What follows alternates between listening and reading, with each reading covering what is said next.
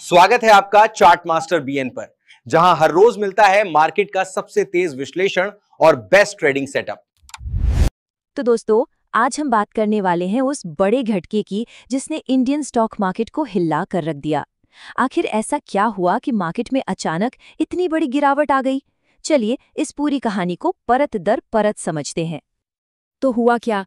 हफ्ते की शुरुआत ही हुई एक बड़े गैप डाउन के साथ। मतलब मार्केट खुलते ही धड़ाम से नीचे।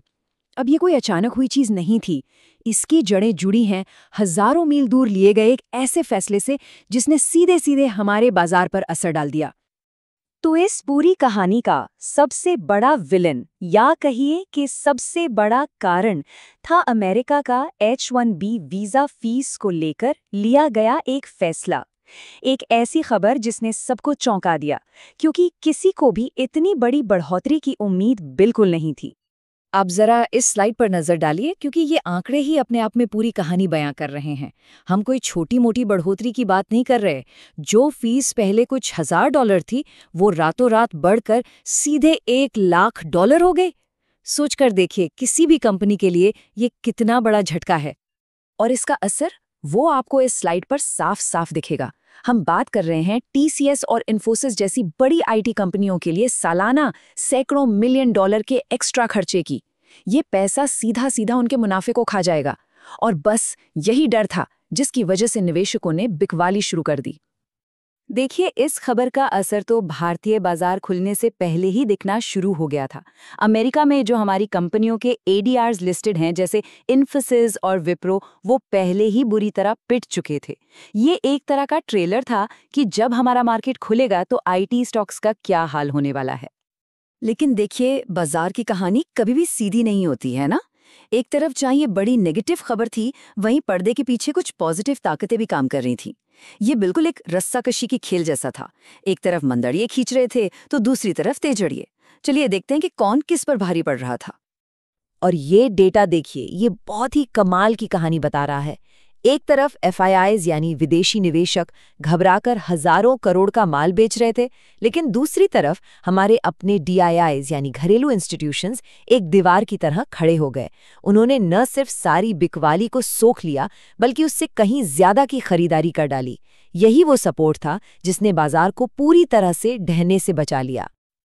तो कुल मिलाकर बाजार में दो टीमें खेल रही थीं। एक टीम जो बाजार को नीचे खींच रही थी, जिसमें थे H-1B वीजा का झटका, चीन से आते कमजोर डेटा और बैंकों में प्रॉफिट बुकिंग। और दूसरी टीम जो बाजार को ऊपर उठाने की कोशिश कर रही थी, जिसमें थे US फेड का रेट कट, GST रिफॉर्म्स और सबसे बड़ा खिलाड़ी हमारे DIIs की जबरदस्त खरीदारी। तो सवाल ये उठता है कि इतनी उठापटक के बीच बाजार का असली मूड क्या है। इसे समझने के लिए हमें बाजार की नब्ज टटोलनी होगी, उसके वाइटल साइंस चेक करने होंगे। और इसकी शुरुआत करते हैं फियर इंडेक्स से। ये है इंडिया विक्स। मार्केट की दुनिया में इसे डर का मीटर भी कहते हैं।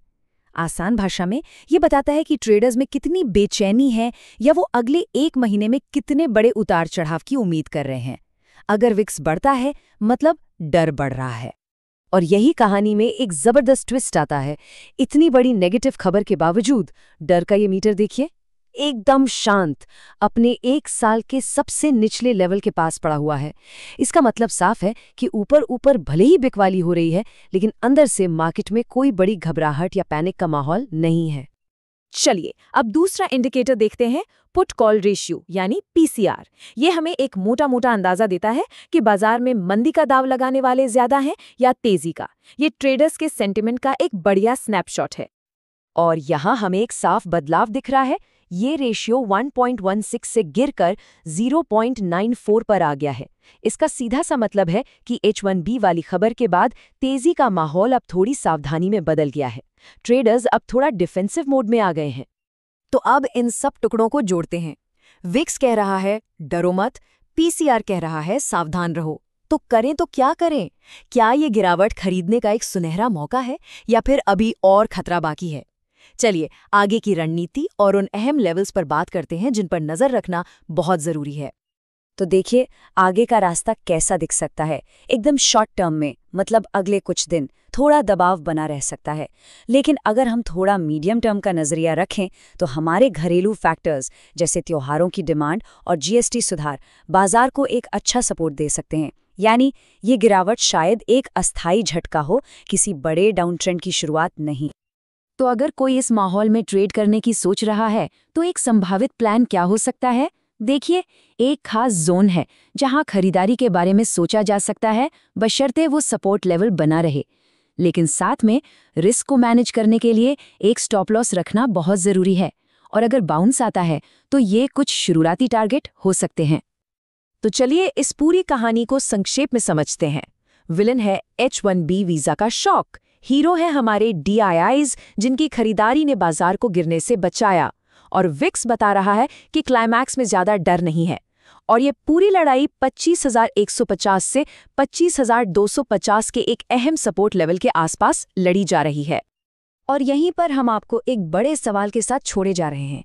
जब एक बाहरी तूफान देश की मजबूत दीवार से टकराता है तो क्या ये दीवार में दरार का संकेत है, या फिर ये उस तूफान को शांत करके एक नई सुबह की शुरुआत करेगा?